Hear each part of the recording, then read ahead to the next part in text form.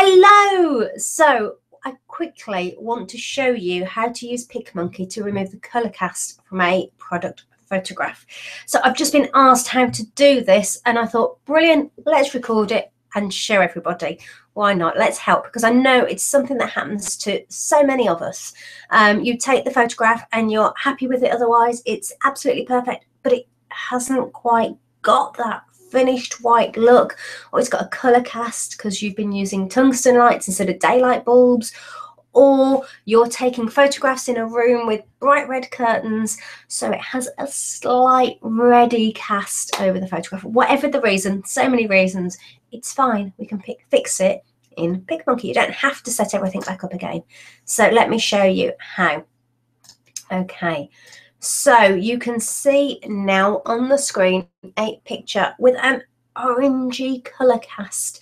Again, this is quite typical of using tungsten lights instead of daylight bulbs, or it could just be that you've got a warm color on the walls in the room that you're using and the light bouncing around picks up that color.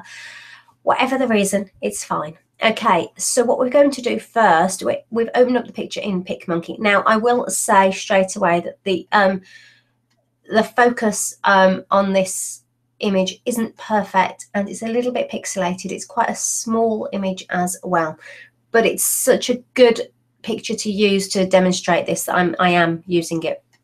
Okay, so the first thing we're going to do is we're going to use the colors. So we're going to open the colors tab. And when we're going to use this neutral picker, if you click on that grey, then move over to your photograph, you're going to see that your mouse has turned into a drop picker tool. And that means that wherever you click, it will use that particular pixel of colour to correct your photograph to a neutral colour.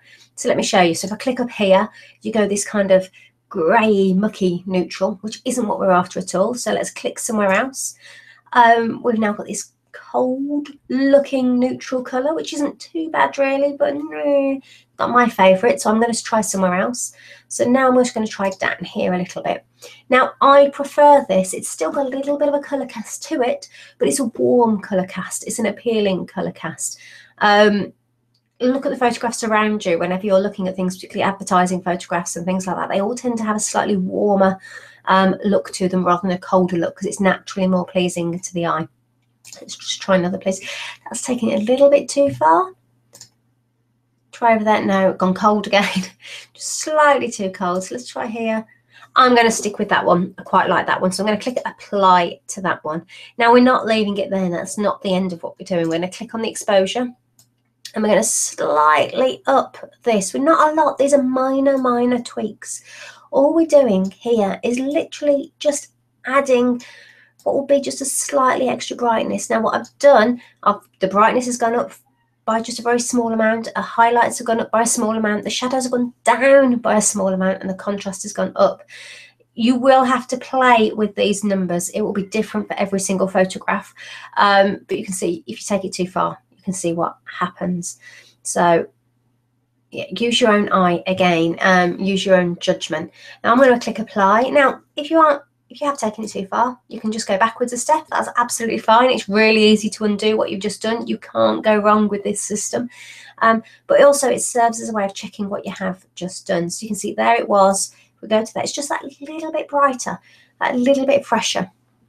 Okay, so you could technically leave it there and say, right, I've done enough.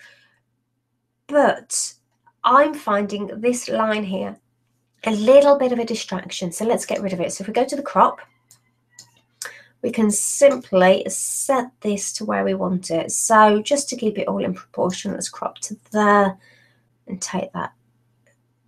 There we go. Right, okay, so let's apply that.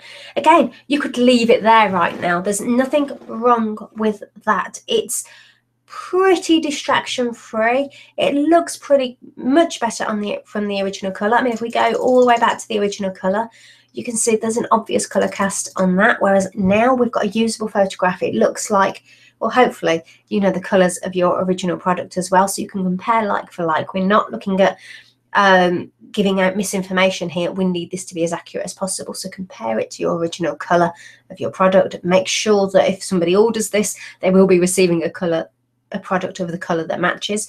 So you do need to be mindful of that, definitely. but you can easily use that. But I want to take this a step further now. So square images are particularly nice. So I'd like to get back to a square image. And actually, if we look, we're not a perfect white. We're nowhere near a perfect white on the edges. Now, if your image is being used on a website with a white background, well, let me show you. If we go down to the frame option here and use this simple edge, this is a little bit of a cheats way of changing the canvas size using Pic Monkey. So we're going to click on this and we're going to make that white, which is a hex code of all the Fs. If you see that there, I'm going to click white. I'm going to make that as big as possible, and the inner color is already set to white, so we're going to do that as well. This is going to give us working space for the next step. But what it also serves to show you is how this photograph would look on a white background, on a web page that has a white background. And you can see suddenly it's not looking quite as attractive as it once was. Now, obviously, photographs with white backgrounds have their place, as do lifestyle photographs and the item being worn. There's so many different variations of photographs. We are looking how to get a white background here, and you can see that suddenly as soon as you put this against a white background, it doesn't look as great as it did against a coloured background a second ago. So what we're going to do is we're going to change that. So we're now going to click on the magic wand, and if you scroll down this section here, you get to the draw section. So if you click on draw, set the hardness to 0%. This is super important, and set the brush size to maximum. This gives you the softest edge you possibly can. And we're now going to use the mouse to draw a brush along the edge and remove this harsh edge. Let me show you. So you're just using the very edge of the brush and just sweeping along.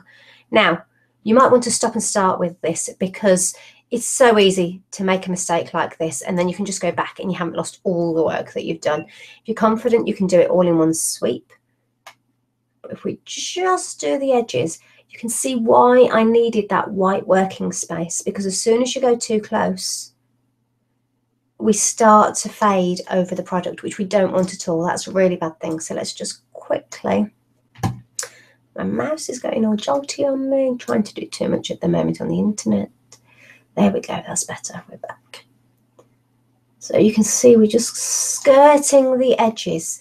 Now here, we've got to be especially careful right on the edge, because we don't want to cover up any of the product at all. So it's just slowly work your way along. Now, honestly, this actually does become quite a quick thing to do the more practice you get, so don't panic about it.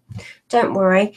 But you can see what we've done. We've just lost that harsh edge. So I'm going to apply that now. Now, the next thing that, believe it or not, is going to make a big difference is cropping back in, because we don't need all that white space anymore. So I'm going to go back to the original size. I would say that actually you need to be working on images that are 1,000 pixels on the widest or the longest length, or a minimum of 800. This is a little bit of a small image, but that's fine. I'm sticking with the original dimensions just to give you, so you can see what's going on. So you can see I'm now going to use these lines. These lines show you broken down into thirds. So if you were taking a photograph of a close-up of someone's face, you can imagine that that first line here is where someone's eyes will be. So it's where your eyes are drawn to. So it's a fantastic tool to use, this rule of thirds. So just position. You can have things off kilter and throw things, but it's generally quite nice to use the rule of thirds and just to get that. So I'm going to have it so that we've got this here. So there's a little bit more above that top line than there is underneath it, but the majority is in the middle. So I'm going to apply that now. So there you go. I think that's a far better image. It's a far stronger image to use for when you want a white background. So let's just go back to the original for a minute. So there you go. You can see we've gone all the way back, and if we click through each step, you can see each step takes just a few seconds really, once you know exactly what you're doing. And there you go, you have a finished product. Now there is one more thing you can do just to finish it off, and that's just add a tiny bit of sharpness and a tiny bit of clarity, which is under this original crop tool. And that is how to make a picture that has an obvious colour cast usable and to turn it into a white background. Okay, I really hope that you've found that useful and you can go on and perfect your own photographs. Speak soon.